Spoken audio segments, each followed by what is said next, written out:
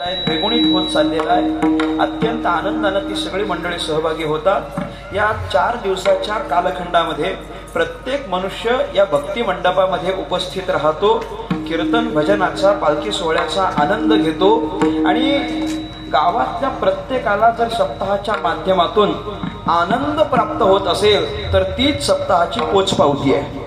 प्रत्येक जण आनंदी आहे, प्रत्येक जण प्रसन्नपणे या ठिकाणी येतो आणि बाबा एक महत्वाचं वर्ष आहे म्हणून मोठं करा असं काही नाही।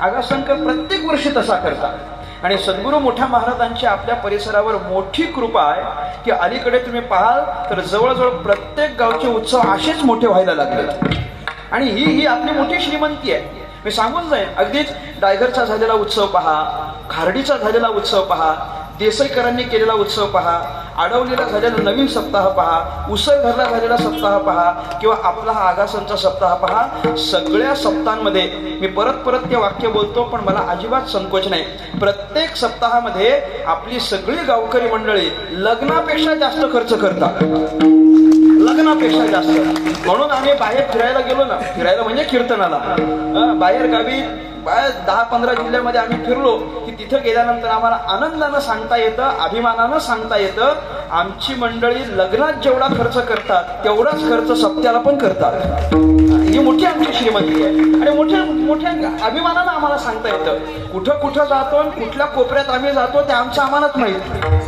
कल्पना आहे, महाराज काल या संबंधानं बोललेत, आम्ही कुठल्या कोपऱ्यात जाऊन कुठं कीर्तन करतो। सद्गुरू मोठ्या महाराजांची आमच्यावर मोठी कृपा आहे की त्याच्यामुळे मी अत्यंत आदराने बोलेल।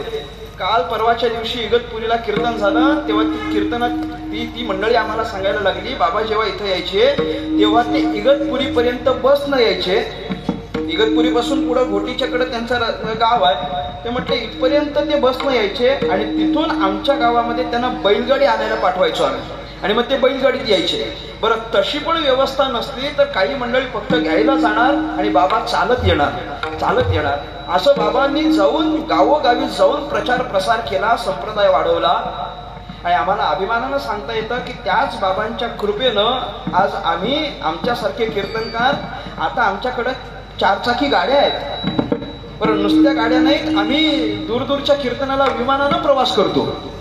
बाबांनी बैलगाडीनं प्रवास करून ही श्रीमंती आमच्याकडे सोपवली आणि म्हणून आज आम्हाला विमानासारख्या मोठ्या ठिकाणी प्रवास करता येतो, ऐश्वर्यवंत प्रवास करता येतो। ते विमानात गेलो की 4 लोक आमच्याकडे बघतात का, आम्हीच तेवढे धोतरवाले केले, धोतर घातलेले तेवढे आम्हीच, मग ती लोक आमच्याकडे बघतात, आश्चर्यानं बघतात। पण आश्चर्यानं बघण्याचं कारण नाही, वारकरी संप्रदाय श्रीमंत आहे, मोठ्या हर्षोल्लासानं आपल्या परिसरातले सप्ताह होत असतात। आगासनचा सप्ताह आहे त्याच्याकरिता आदर्श असलेला सप्ताह आहे, कारण या सगळ्या ऐश्वर्यवान सप्ताहामध्ये हा आपला सप्ताह मोडतो। मला आनंद झाला, मगाशी मी जेव्हा फेटा बांधून इथपर्यंत आलो की नाही तेव्हा गावच्या महिलांनी, हरिपाठ मंडळांनी टाळ वाजवत कीर्तनकाराला म्हणजे मला इथपर्यंत घेऊन आले। त्यांची जी टाळ वाजवण्याची आधी तयारी त्यांनी तिथं केली होती की नाही ती पाहून आदरणीय शरद बुवांनी मला एक आठवण करून दिली। काय, जेव्हा मोठे बाबा कीर्तनाकरिता जायचे तेव्हा लोक असंच बाबांना टाळ वाजवत मंडपापर्यंत आणायचे घेऊन यायचे। म्हणजे आमच्या गावात तरी आम्ही करायचो। शरद बुवा म्हटले की निळजाला जेव्हा कीर्तन असायचं तेव्हा बाबांना आम्ही काटईपासून निळजापर्यंत टाळ वाजवत घेऊन जायचो आणि तशीच प्रथा जर आगाशंकर सांभाळत असतील तर मोठ्या बाबांची कृपा मानायची। विठ्ठला विठ्ठला।